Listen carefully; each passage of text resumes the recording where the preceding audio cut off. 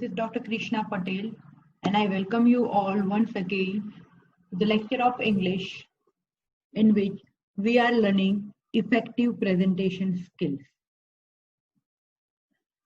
So, first of all, we learned the definition and we realized that it is divided into four major parts: planning, preparing, practicing, and presenting. We have seen planning. In preparing, we have seen almost all the points, and then finally we came to the appearance and style and questions. We have almost discussed all the important points in the preparation phase.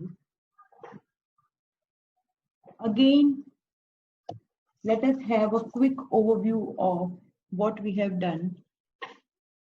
So here in this picture, you can see this line going from you to the audience, the presentation that goes from you to the audience, but it passes from so many stages, and those stages come in the preparation phase. Firstly comes the idea, then that idea is improved, then a story is designed. All these come in the structure.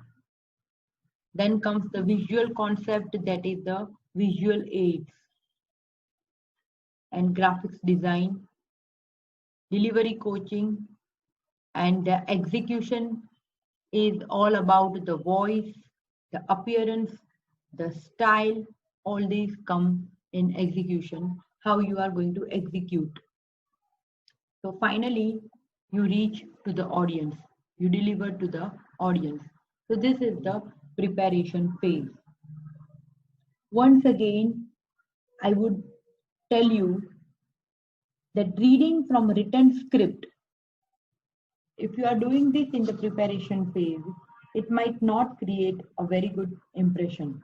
There might be advantages of accuracy, but then there are many disadvantages. When should you read a written presentation? Giving a radio talk is one such occasion. For exact timing matters, and you cannot see your audience to make eye contact. But even in the radio studio, however, you will probably find yourself looking up from your script and addressing the invisible audience. Actors in radio plays certainly do so. So it is so. So I give you an example of actors in the last class also. Behave like an actor only in the presentation. The only difference is that the actors speak the crammed lines and you have to be more informal. Perhaps if you have to give a scientific paper or some prestigious lecture which will be published, writing it down and reading it out will be expected of you. But even then, it may make more communication sense to give your audience the written paper before or after your presentation and content yourself with presenting it rather than reading it out. So instead of reading from the presentation, from the page that you have, if you present, it looks better. It becomes more impressive. In communication, speaking and writing perform different but related or overlapping functions, and it is unwise to confuse them. So don't confuse this, and don't confuse yourself also. At the other end of the spectrum, why not speak without notes? Why do we always need notes in the hand? If you are a professional speaker, you should always do so. It is not such a difficult art to master as you may think, because we have examples of actors and comedians and concert musicians. They do not refer to notes and still they perform so well. In a way, we all have to learn this art of presenting. The practice of doing so leaves you free to look at your audience and to think on your feet. It does not take more time in preparation, of course, but it is invariably worth it. So in this preparation phase, we can learn this thing. We can learn to speak without even taking help of the notes that we have. In a way, we have to memorize certain things. Occasionally, we do have the slides to take help of, but otherwise, we should be having so many content with our own self that we don't need any other person or anything. By learning the part, I don't mean committing a fully written out script to memory. I'm not telling you to cramming the things out as an actor or comedian or musician does before going on stage. I'm not telling you to do that. You have to memorize the plan, the structure, or the skeleton of your presentation, together with any facts or quotations or stories or examples. You just have to memorize these things. The test is that you must be confident that you can give the presentation without recourse to notes. Your short-term memory is probably much more trustworthy than you imagine. Does it matter if you get the odd word or phrase wrong? Is it so important that you should be able to speak everything properly only? There might be mistake and you learn from your mistakes. It is gradually that we learn not to make mistakes. For that, we have to begin at a point. We have to make mistakes earlier, initially. In between the extremes of reading out a prepared script and talking without notes, there are several other options. If it is a one-off presentation and if you lack confidence to abandon your notes altogether, you could use your overhead projector or slides or flip charts as notes. And then there are other options. You could prepare prompt cards in your hand, which a punch hole in the corner and some string to hold them in order and for ease in turning over. This is also very easy and very feasible. Another possibility is to have your presentation outline on a large sheet of paper in front of you on the lectern, but out of sight of the audience. This is also a very good idea. So whatever method you choose to employ, you do need to decide upon it in the planning phase. So this is the phase where you should think of all these things and then work hard like an actor to imprint your presentation within your short-term memory. Even actors have a prompter in the wings should they forget their lines. Keep a copy of your presentation notes on you or near you so that you can glance at it again on stage. Never be afraid to fish it out and look at it during your presentation. If you momentarily lose your bearings, it is absolutely fine. So that is the preparation phase. And now the preparation material. Now, how can you take help of the material from outside and what are the various items that will help you? So there can be handouts, there will be personal notes that you make while reading the books. You can take help of internet. You can take help of visual aids.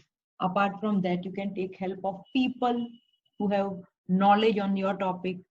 You can take help of the interviews of people. You can make survey and use that material. You can use questionnaires and use that material. So that was the preparation stage. So firstly, we saw planning and then we saw preparing.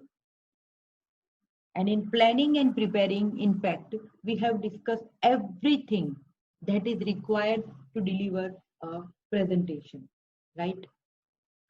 Now we move on to the next stage, that is practice. Practice makes man or woman perfect.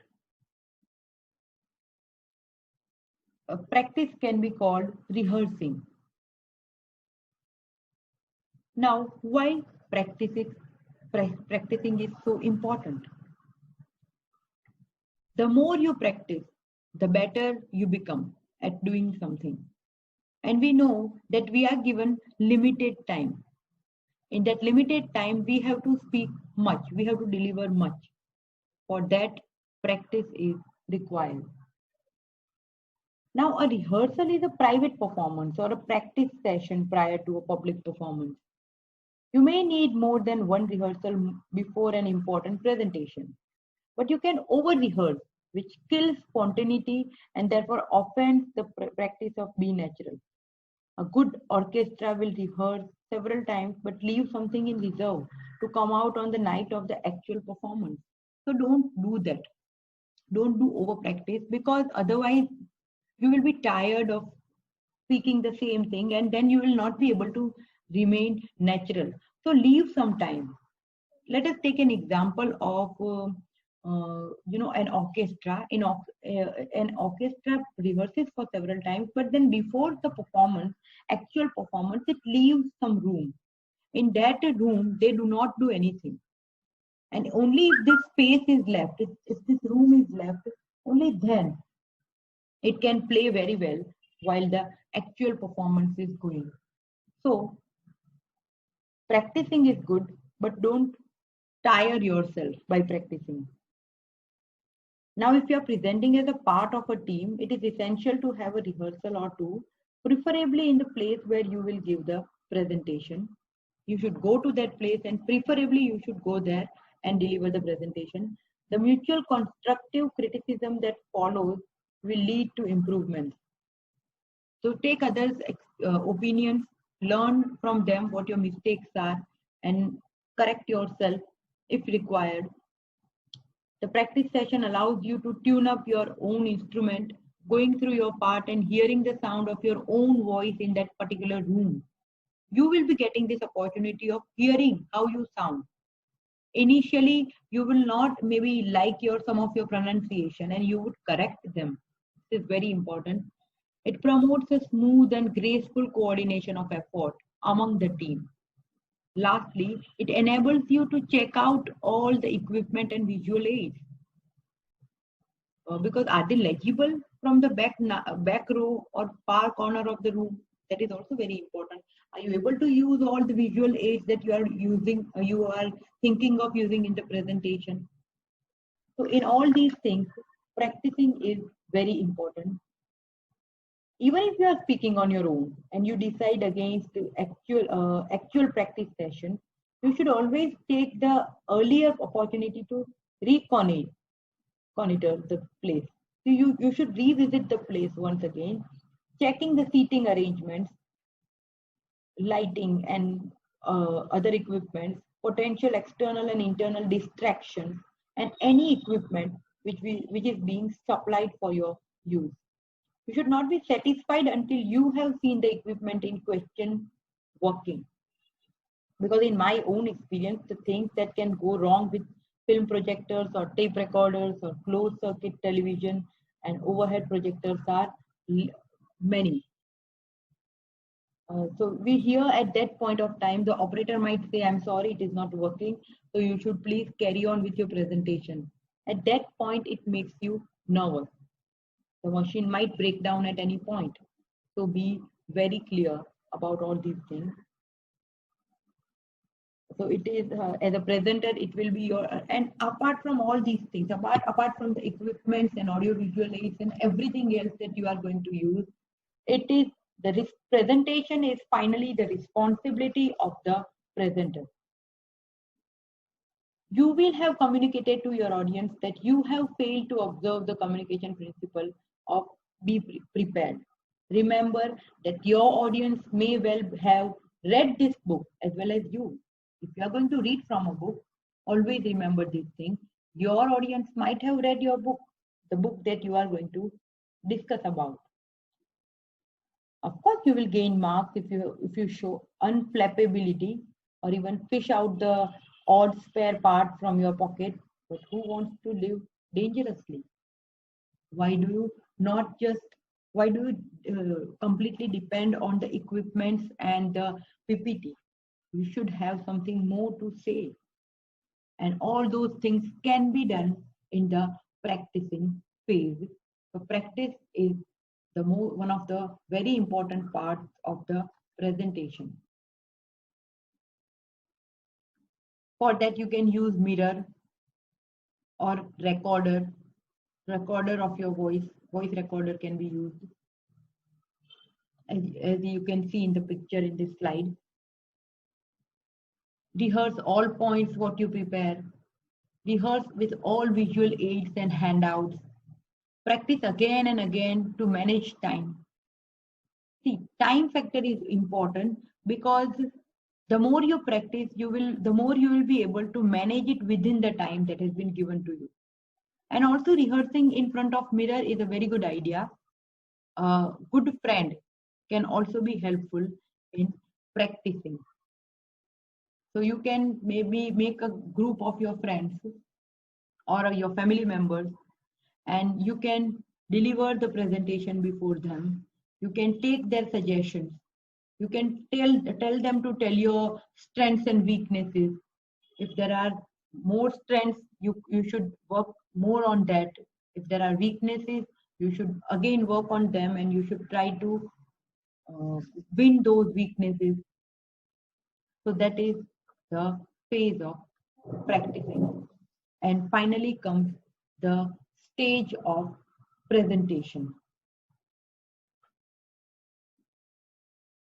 Before the stage of presentation comes, which is the day of the delivery of the presentation.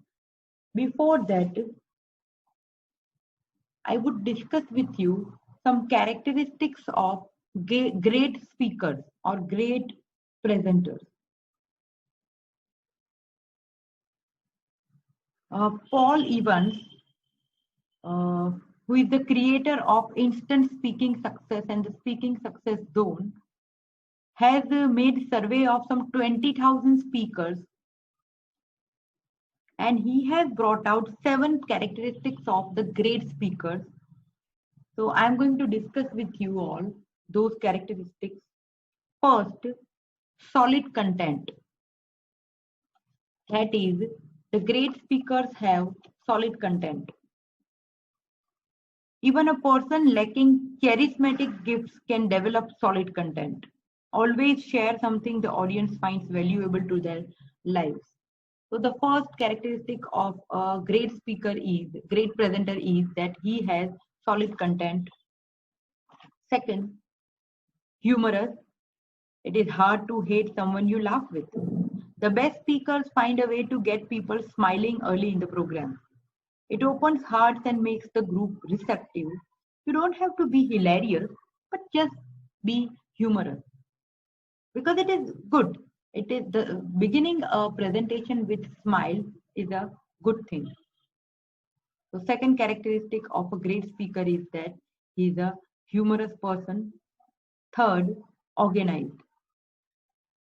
There is no excuse for rambling through a presentation. Have your notes structured in a way that keeps you on pace and on target. Listeners should feel they received a message that made sense and was easy to remember. So everything should be so organized, so systematic that everything makes sense. So the presentation should be organized one, and for that the presenter should be organized. Fourth, approachable. Some speakers try to get in and get out as fast as possible, but the audience likes to know the speaker is available and approachable. One of the best ways to make a good impression is to get to the event early and meet people as they come in, right? Uh, and even at the time of delivering the presentation, a little informal. Be a little informal, and then you will be able to become approachable. The people will be able to approach you easily. They will be able to ask you questions. Fifth, authentic. It is said that honest arrogance is preferred over false humility. We all want to know people are being honest with us and that what we see is what we get. Be true to yourself and others by being the same around everyone. That way, you don't feel like one person in front of an audience and another person at other times. So be what you are and be authentic. Don't lie on anything. Don't speak that is not correct. And just to impress people, don't speak the things which are false. Be authentic. Sixth, natural. A good speaker is natural. He is informal. He does not try to copy anyone. He is as he is. So he doesn't try to be someone else while presenting. So be natural. And last characteristic of a great speaker is that he is passionate. Speaking transfers energy with words. The more passion passes through the message, the greater the chance of it being remembered and applied. No one has ever said, I sure hope the speaker is boring. Instead, they like to say things like, wow, she sure was excited about her message. So, in this way, your passion is transferred from you to your audience, and that is why you firstly should be passionate about your own topic of delivery. So, be passionate about it. So I read before you the 7 characteristics of great presenters. And here we end today's class. We will be meeting in the next lecture. But before leaving, I think I should tell you how you are going to get assignment in the last week of July. As you all know, I have already shared with you the copy of the text of I Have Three Visions for India. We have learned this lesson already. We have learned this lesson before we started learning effective presentation skills. I have three visions for India. This is a speech that was delivered by Dr. APJ Abdul Kalam at IIT Hyderabad. And this speech is there as the first lesson in your syllabus. We have learned it earlier, and I have kept it as the topic of your first assignment. Now, in your assignment, you will be getting short notes from this lesson. While learning the lesson, I have told you what kind of short notes can be asked from it. Once again, I'm making it clear. From prose, you are going to get short notes. Prose means lessons. From lessons, you will be getting short notes in the final exam. So, from this lesson, we are going to write short notes in assignment. So, you have got the lesson with yourself. You can get it photocopied, you can get it printed, and keep it in your hand at the right time of writing assignment. You have to make answers. I will be giving you questions from this lesson. The questions will be short notes. What kind of short notes can be asked that I have already discussed while we were learning the lesson. There are so many topics in this lesson that can be asked as short notes, such as what are the three visions of Dr. APJ Abdul Kalam for India. So Dr. APJ Abdul Kalam's three visions for India, that can be the question. The four milestones in the career of Dr. APJ Abdul Kalam, it starts from here. Then Kalam's thoughts on media. That can be another question which is here. The another question can be the present situation in India and our obsession with the foreign things and Kalam's thoughts on it. That can also be a question. And finally, Dr. APJ Abdul Kalam's advice to the Indians. That also can be the short note. So these are the various short notes that can be asked to you from this lesson. As we have already discussed, let me share you the document of your paper style once again. You have 3 prose pieces and 2 poems, out of which we have learned the first one, I have 3 visions for India, and you have a few questions from functional writing. So as you can see in the distribution of the marks for the university exam, the first will be short answer questions that will be asked from poetry, and second one is the 2 short notes from prose only that I am going to ask you in assignment. It will be an open book assignment. I have sent you the text of the first lesson, that is I have 3 visions for India. You will be getting questions on that day, on the day of assignment.